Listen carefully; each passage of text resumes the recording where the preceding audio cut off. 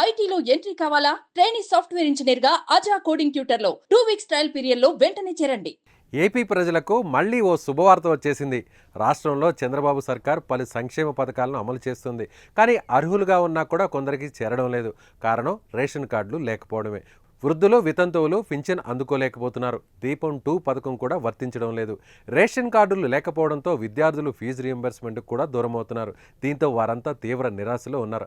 అయితే ఇకపై వారి కష్టాలకు, ఎదురుచూపులకు చెక్ పడినట్టే. రాష్ట్రంలో కొత్త రేషన్ కార్డులు అందించేందుకు కసరత్తు మొదలైంది. దరఖాస్తుల తేదీలను కూడా ప్రభుత్వం ప్రకటించేసింది.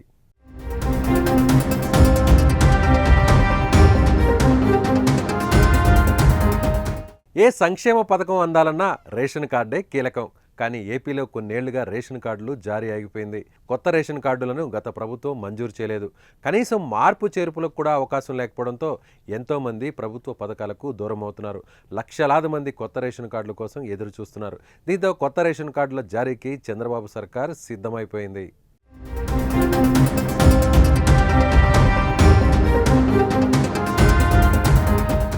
డిసెంబర్ 2 నుంచి 28 వరకు దరఖాస్తులను స్వీకరించనుంది. కొత్త కార్డుల మంజూరుతో పాటు పాత కార్డుల్లో మార్పులు చేయనుంది. వచ్చే నెల నుంచి దరఖాస్తులను స్వీకరించి సంక్రాంతి నాటికి కొత్త కార్డులను జారీ చేయాలని సర్కార్ ఆలోచన చేస్తోంది.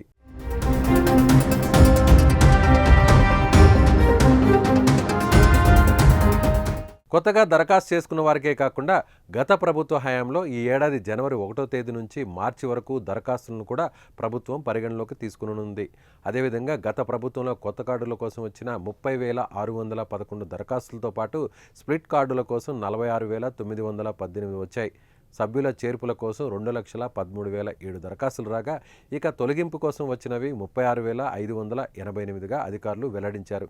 చిరునామా మార్పు కోసం 8,263 దరఖాస్తులతో పాటుగా కార్డుల సరెండర్ కోసం వచ్చినవి 685గా ఉన్నాయి.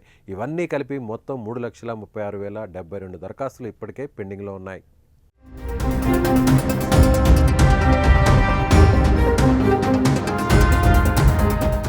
కొత్తగా వివాహం చేసుకున్న వారికి, తల్లిదండ్రుల నుంచి విడిపోయిన వారు, ఒంటరిగా ఉన్నవారికి రేషన్ కార్డులు అందించనున్నారు.